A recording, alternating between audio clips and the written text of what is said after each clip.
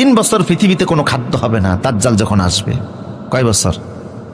কোনো খাদ্য পৃথিবীতে থাকবে না, জমিনে কোনো ফসল হবে না, আকাশ থেকেও বৃষ্টি পড়বে না, নারিকেল গাছে গিয়ে দেখবেন ডাবের ভিতরে পানি পর্যন্ত নাই, তাম পৃথিবী খাদ্য শূন্য হয়ে যাবে।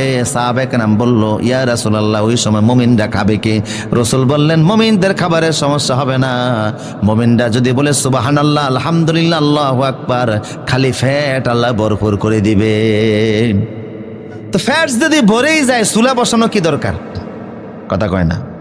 রান্না করার ঝামেলা কোনো দরকার আছে? অটোমেটিক মুমিনের ব্যবস্থা, সুতরাং কোনো টেনশন আছে? ওমাইয়াত্তাকিল্লাহ ইয়াজআল লাহু মাখরাজা, যে ব্যক্তি আল্লাহকে ভয় করে এমন ভাবে আল্লাহ তার রিজকের ফয়সালা করবেন, সে টেরও পাবে না। একবার এক সাহাবী গিয়ে রাসূলের কাছে বলছে, হে রাসূল, আমার ছেলেটাকে অপহরণকারীরা অপহরণ করে নিয়ে গিয়েছে। আপনাদের কষ্ট হচ্ছে মনে হয় না? অপহরণকারীরা নিয়ে গিয়েছে, হে রাসূল, এখন আমার স্ত্রী আর আমি দুইজন অভাবী মানুষ, ছেলে উপার্জন করতো, এখন ছেলে তো নাই, সংসারও চলে না, না কে আছে?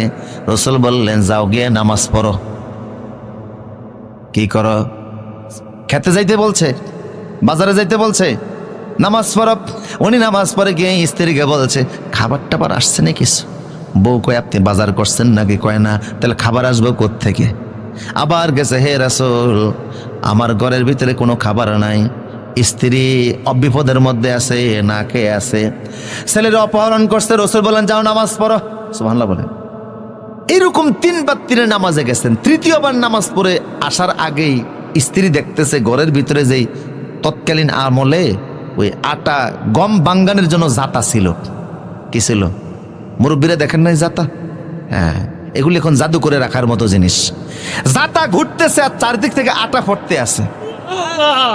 স্ত্রী ঘরে যত পাত্র ছিল সব পাত্র আটা দ্বারা ভরপুর করে দিয়েছে।